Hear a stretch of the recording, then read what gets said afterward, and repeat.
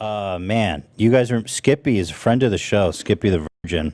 Currently, he's been a friend of the show for a long time, and you know, Skippy went off the radar for a while, and he's fallen kind of on hard times. Zach, you've been kind of staying in touch with him. What's been going on with Skippy up until this video? He's having some hard times. I tried to reach out. It's kind of hard to get in contact with him. But he put out this video and we're like, we should reach out, make sure he's okay. I know he was having car troubles. I heard he had some family stuff going on. He's just kind of down on his luck. Yeah, he's been down on his luck. I've been hearing just like, he's been super hard to get a hold of. He has like a government issued phone or something. I don't even know what the hell. But this, people have been really worried about him just in general. People have been sending us lots of concern about Skippy, and I've been trying to reach out, but we finally got a hold of him. But this, let me give you a little update here on Skippy before we bring him on. This was posted about a week ago. Why does he have Q-tips in his ears? Skippy, what the fuck? That's a great question. Skippy, this is a hell of a way to start a video, man. Thought I was watching Shoe Night. Skippy. What? What's happening, Skippy? I didn't watch the beginning. Skippy, why are you starting your video like that?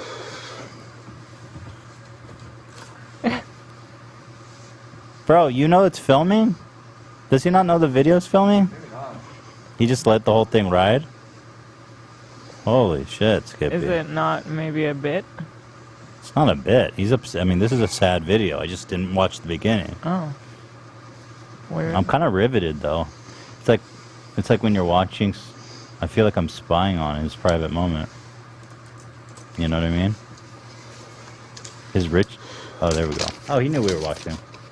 Yeah.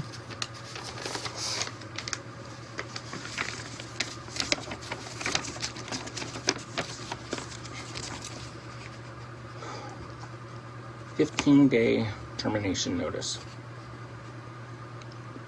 October 29th, 2020. To Scott Jessup. Dear Skippy, consider this written notice to end our month-to-month agreement for renting a room at the address I'm currently at, Layton, Utah.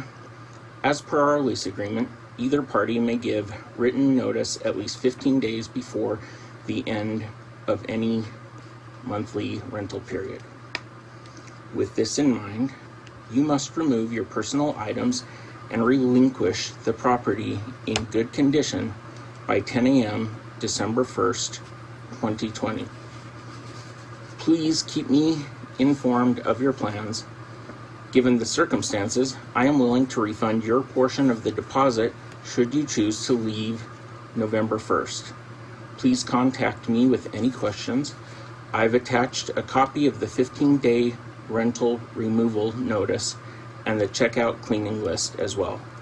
Best wishes to you in your future endeavors. Signed, my landlord."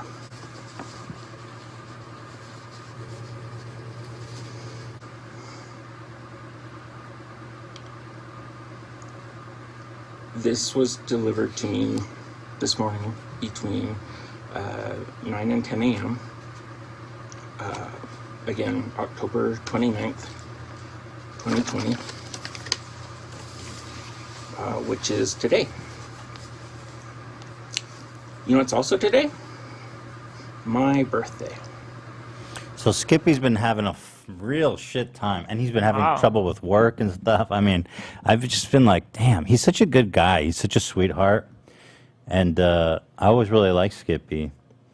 And I just hate to see him down on his luck like this. So I've devised a plan. I want to help Skippy. In fact, I just want to, first of all, catch up and say hi to Skippy. Skippy, are you on Discord? Is he here? No, he's coming in on Zoom, and he should be hopping on any second now. So I've devised a plan for our friend Skippy. You know, it's been too long since we checked in with him. The last time we talked with him was when Kyle the Virgin Oh my God, that feels so long ago now. Kyle the Virgin crossed the line with Skippy, Yeah. and we haven't spoke to either of them since. No, that's not true. Well, we've had a few Oh. little things with. Oh yeah, no, Skippy. that's not true at all. He Yeah. did the whole damn. He He went to Cannes for us. No, Yeah. Sundance. He's saying Cannes, every time. Sundance, who cares? What's the difference? Skippy. Skippy. No Connecting sound. audio. Oh, We can hear I I you. can hear you now. Try to stay Okay. still because you're coming in choppy. Skippy. All right, what do I need to do? Skippy, we've done it Ben. all. Hi. First of all, it's great to see you. It's great to hear from you. How you? Yeah. I mean, where are you right now? I understand you got evicted on your birthday. Have you moved already or not yet? No, I got the eviction notice. So I've got 30 days, and the notice said, which I read in that video, said that they have to give me at least 15 days notice, but because I had paid up through the end of November, then it's November 30th that I have to be out by. So yeah. Why are they so yeah, I'm evicting you, just here in the Skippy? apartment. Okay.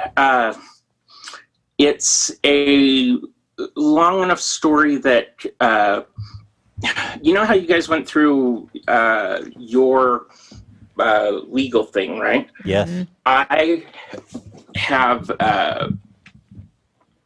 the inclination that to feel or to show that I didn't do anything wrong, that I might have to go that way. And so I am cautious how much to talk about it, just based upon like, I wouldn't want someone to later say like, oh, you're just doing this for this reason Well, or can this I ask? reason. Can I And- ask you this? Yeah, What are they accusing you of? that's the thing. I asked the landlord that too in that video that I showed you, and her response was essentially that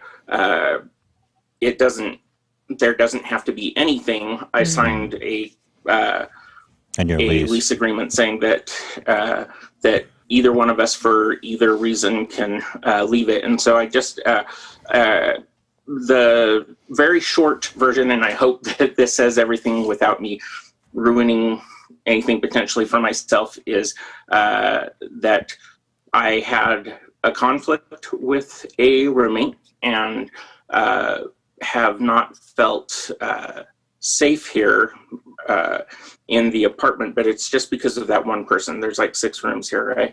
And the idea that both when I spoke to the property manager and to the police about it, because like, police? you know, well, that's the thing. A couple of friends said, like, if you literally feel unsafe, maybe you should also talk to the police. And so I did. And we've all heard that, like, unless you get punched, there's nothing that they can do, kind of thing.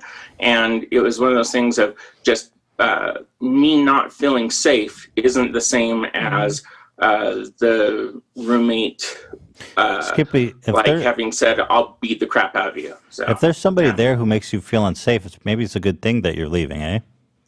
Well, yeah, and if I was in a financial place where I could afford to up and move out, I would have up and moved out. Right. But when like, and this is where, like, even when talking about it, you people, you almost get embarrassed to talk about it because of the idea of like, hey, I'm the one that got myself into this position in my life, kind of thing. It's no one else's fault but me. But I'm also in a position where because of really poor life choices and financial things, and then and emotional, and you know, some things that are very much in your control, and then some things that are out of your control, or some things that even though you may have gotten the ball rolling on with some bad decisions, when life catches up to you, that doesn't mean that that it's any better now, just because oh, well,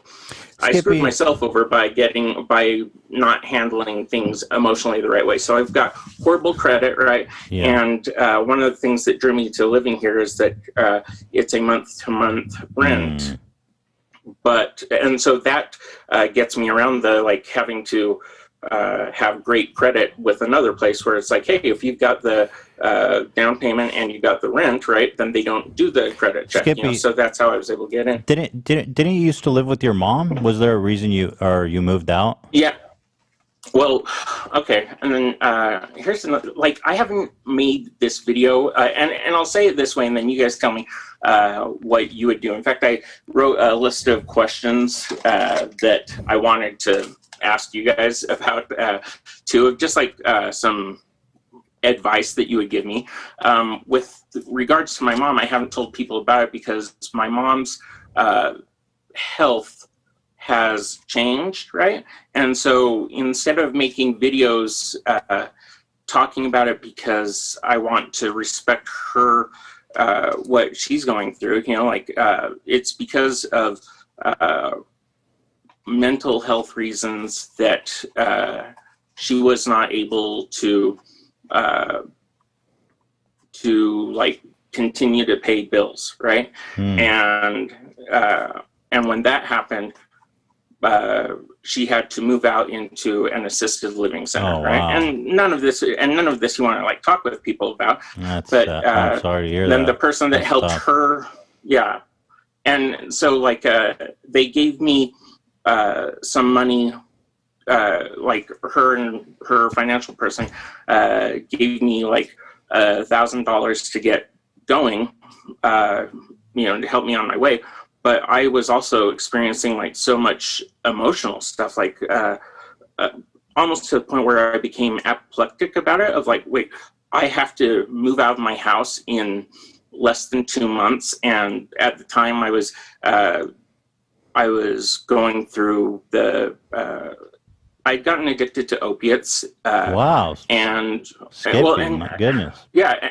And then right before my 40th birthday, I became suicidal, right? And so 6 months or 5 months later, when this was happening and I was getting shown the door, even though they gave me $1,000, my reaction was okay, but $1,000 without a for sure, or without a job, without a place to live, with a car that is crappy. Nothing. What do you do with that? And so so my dad, who himself needs assistance because his body's broken down, and he uses a walker to get around, even though he's mentally great. And even as I'm talking with you about this, part of me goes, oh, wow, how much of this stuff do you want to share? But I'm interested. I also feel, but I understand your restraint for sure. Well, and one of my questions that I had written down for you guys is essentially, what things do you guys find on the podcast and on the channel that you feel uncomfortable talking about, right? I mean, one of the last times I was on, there was the cougar hunter guy. Yeah, that would cross the line a little bit. Yeah, but the short answer is really that the more the better. I think the more you open up. I'm not telling you I'm not telling you what's best for you. I'm just saying in general, if you want to interact with your audience and for people to be invested. And I think people just appreciate honesty and openness. The thing is that people have been seeing that you've been going through stuff, but a lot of guesswork. We've been getting a lot of emails and messages of people who are worried about you. And it sounds like you've been going through a really rough time, man. And I'm really, really sorry to hear that. It was difficult because I was at the point where I go, okay, we're all experiencing COVID, right? That's nothing unique to me or whatever. And when you're going through your kind of ups and downs,